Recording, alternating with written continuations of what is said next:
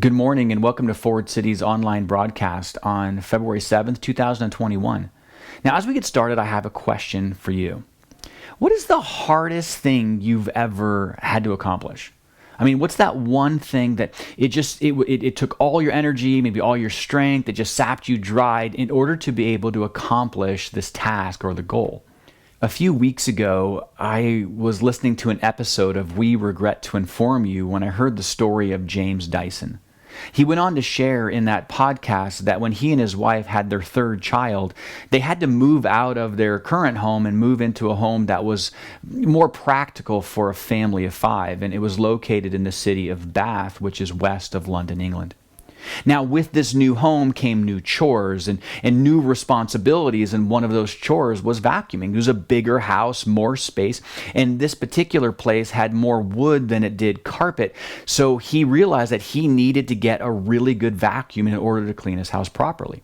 So he and his wife went out to the store and they bought what was billed as the best vacuum cleaner known to man, the most powerful vacuum cleaner. And it was like this spaceship looking apparatus. And he vacuumed the house because that's kind of his job.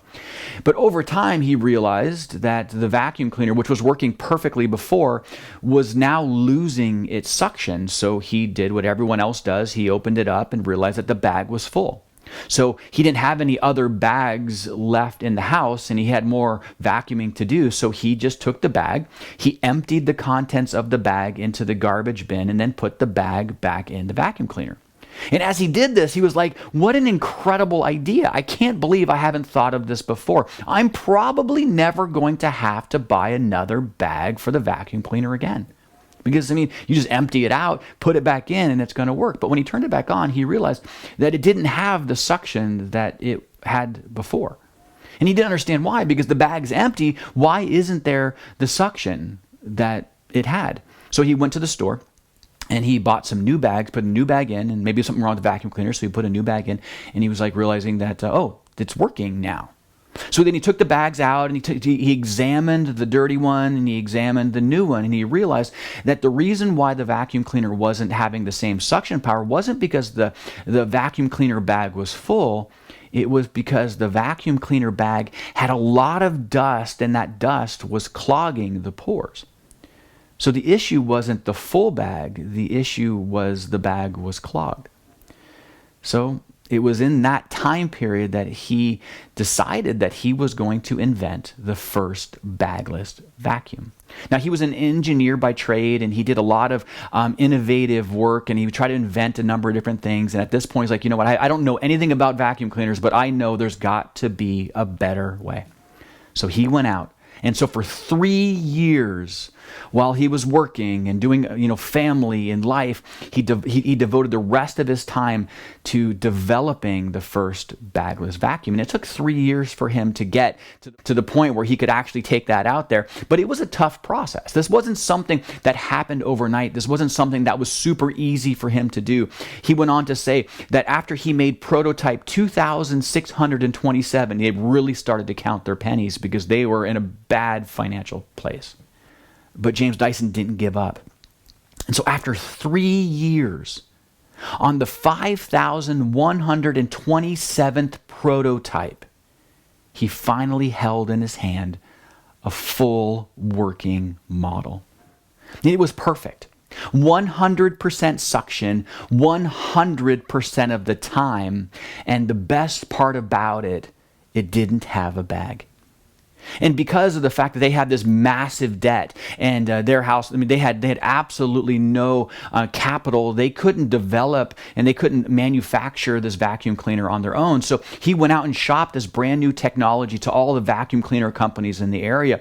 And it's a fantastic product. So he's like, hey, so Hoover, Electrolux, and all the others. And he presented to anyone who would take him in to listen to him.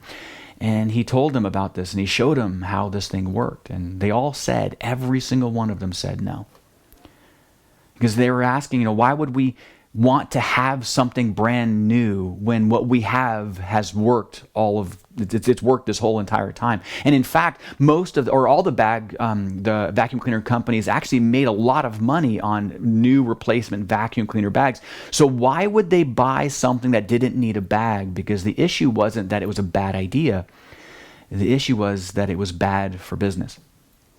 So he decided, well, since no one's going to give me the money to develop this, he was going to try to secure the funds himself. So he went to the bank and he talked to a bank manager. And to his shock, after time, the bank manager agreed to loan him £600,000. And he couldn't understand why, because he really had no capital. They had their house up for collateral, but he didn't understand, why were you giving me so much money? And the bank manager went on to say that the bank manager went home that night and he asked his wife, and he said, what would it mean to you to have a vacuum cleaner that never needed a bag? And he said his wife responded that it would be life-changing. So in that time, as the bank gave him that money, he went on to manufacture the first bagless vacuum cleaner to the masses. And by 1995, after almost 8 years of financial struggle and constant rejection, the Dyson dual-clone vacuum cleaner became the #1 selling vacuum cleaner in the UK. Dyson now has a bunch of different products and employs over 5,800 engineers, and his company invests over $10 million per week in product development and innovation.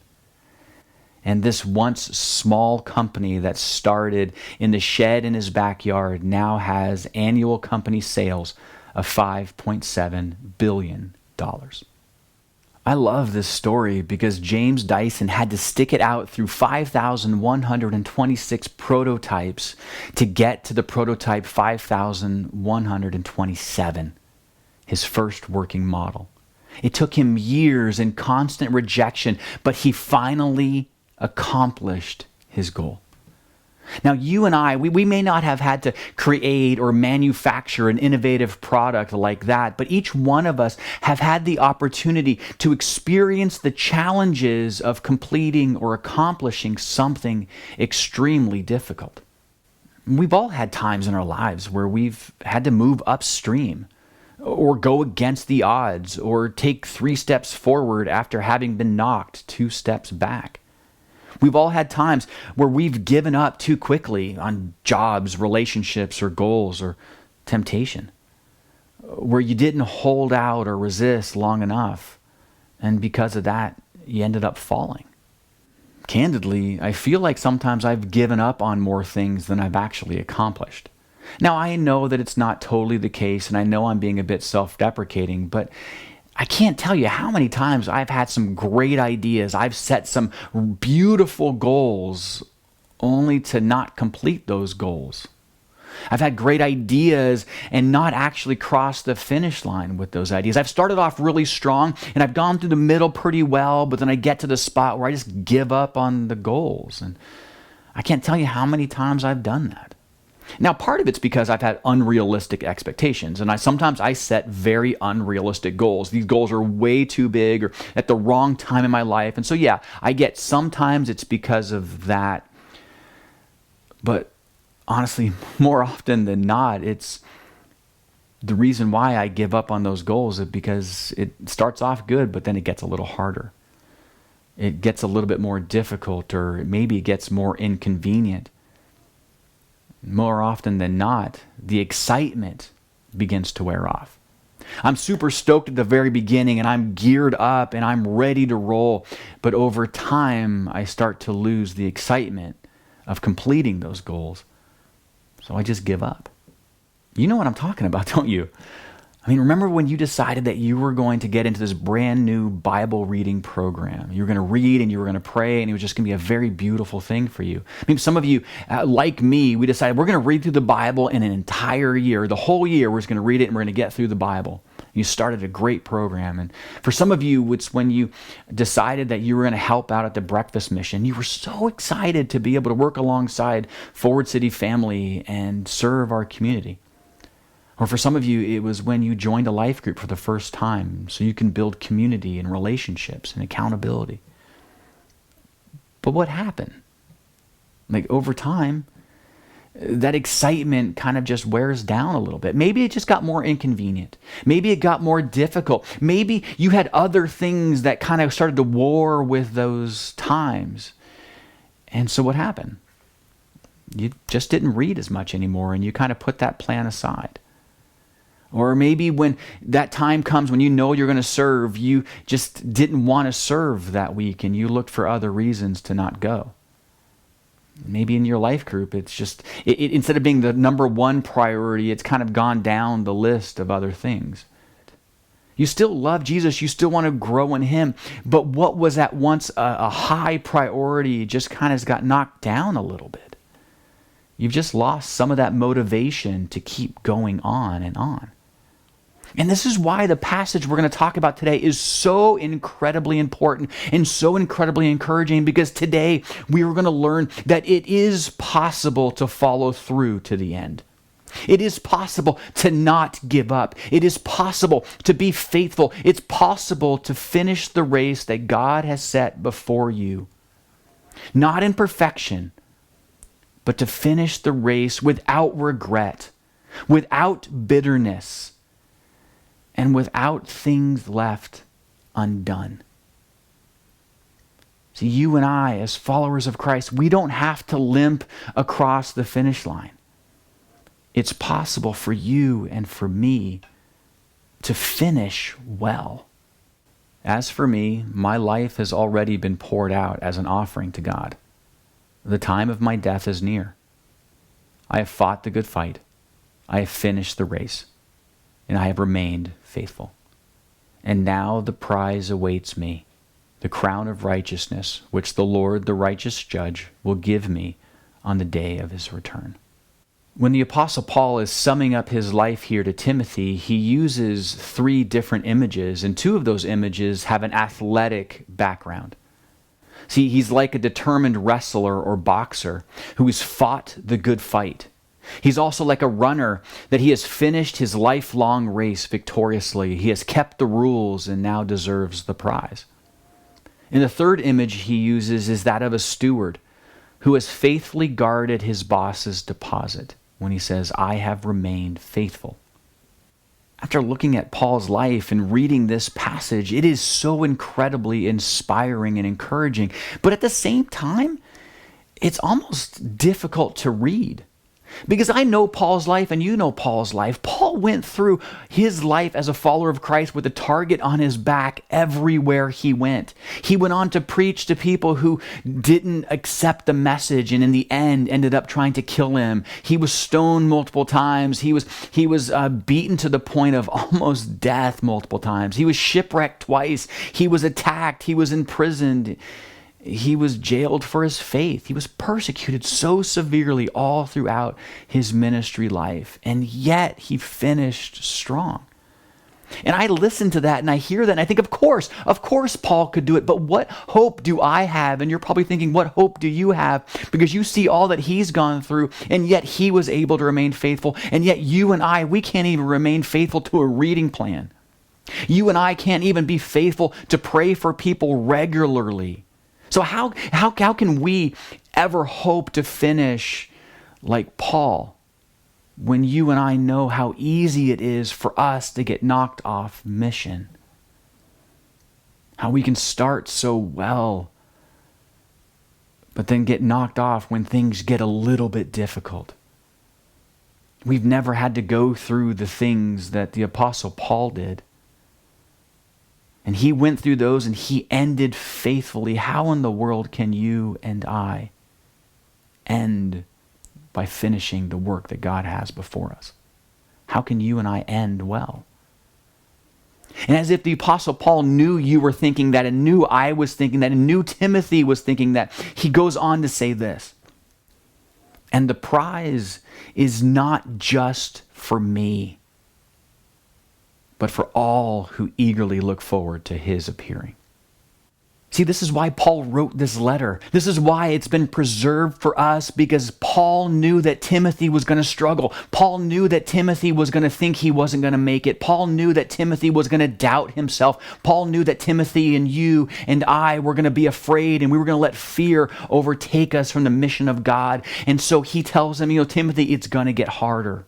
It's hard now, but it's going to get worse. Persecution is going to get more intense. The more we wait on Jesus Christ's return, it's going to be more difficult. Listen to what he says.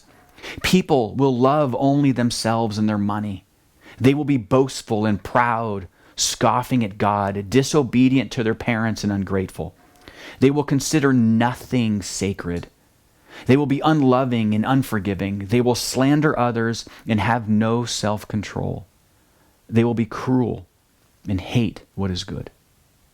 They will betray their friends, be reckless, be puffed up with pride, and love pleasure rather than God. He says, but in light of this, Timothy, my job's finished, but you have more work to do. So keep a clear mind in every situation. Don't be afraid of suffering for the Lord. Work at telling others the good news and carry out the ministry that God has given you. The Apostle Paul is telling Timothy, and he's telling you, and he's telling me that you don't have to be perfect. I mean, the Apostle Paul was one of the first people to say that he's not perfect.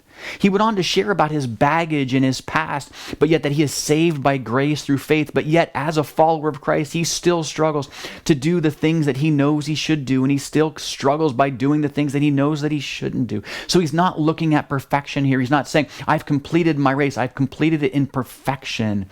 He's saying, Timothy, I'm not perfect, but I got to the end. I've completed the task that God has given me, and you can do that too. God's not expecting perfection, but what he's asking you to do is to go on the race that is set before you with endurance and perseverance. In Hebrews chapter 12, it says, therefore, since we are surrounded by such a great cloud of witnesses, let us throw off everything that hinders and the sin that so easily entangles us, and let us run with perseverance the race marked out for us. In 1 Corinthians 10, it says, no temptation has overtaken you except what is common to mankind, and God is faithful. He will not let you be tempted beyond what you can bear. But when you are tempted, he will provide a way out so that you can endure it. These two words, endurance and perseverance, often get interchanged in our conversations, but there's a very subtle and a very important difference between the two. Endurance is to undergo like a hardship without giving in, while perseverance is to persist in a state or enterprise or undertaking in spite of counter influences, opposition, or discouragement. See, endurance is like playing defense. It's like standing firm while all the odds are coming at you.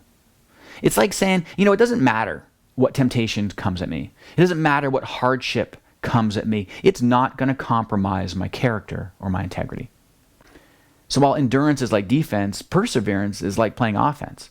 It's the moving forward, where endurance is standing firm. Perseverance is like moving forward with all odds against you. It says, when the circumstances or hardships or persecutions come at me because of my faith, I am not going to be knocked off mission. This second letter to Timothy is so important for you and for me today. We need to keep reading it, because unlike any other time in our history, we're tired. I don't know about you, but I am just so tired. I'm done with COVID. I'm done with lockdown. I'm done with not being able to gather. It's getting hard. I'm such a people person, and the fact that we can't gather together, we just can't be together as a family in the way that we would want to do that, it's getting hard. It's hard to see people who have needs and not really being able to meet those needs as I'd like to. So I don't know about you, but I'm just tired. And if we're not careful, this weight, this feeling of tired, if we're not careful, this is going to take away the joy of the Lord in our lives. And Satan is going to use this to destroy God's church. And so why this is so important for us, we need to be reminded, like Timothy, especially in these times, to fan the flame of God. To not let the circumstances that we find ourselves in kind of dim the light of Jesus Christ in our lives. We need to also be reminded that even though we are worn out, we have the power of God to continue to move forward. And every time we just feel like giving up, Every time we feel like just giving in to the temptation or giving in to the struggle or giving in to anger or to frustration, we need to be reminded that we haven't been given the spirit of fear, but we have been given the spirit of power and love and self-discipline. And all those times when we feel like just giving up, we need to be reminded, like Timothy, to finish the race. Now, I don't know a whole lot, and you guys know I'm not the smartest person, we know that. But one thing I do know, when it comes to our character, and when it comes to the mission of God, it's always too soon to quit. It's always too soon to give up. Because some of our greatest breakthroughs and victories will come on the other side of the trials and circumstances.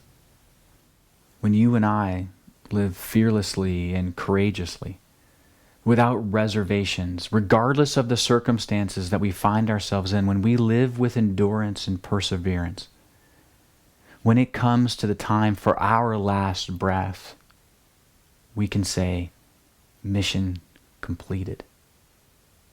And in that moment, when we go to be with our Lord and Savior, we will hear His words whispering into our souls, "Well done, thou good and faithful servant."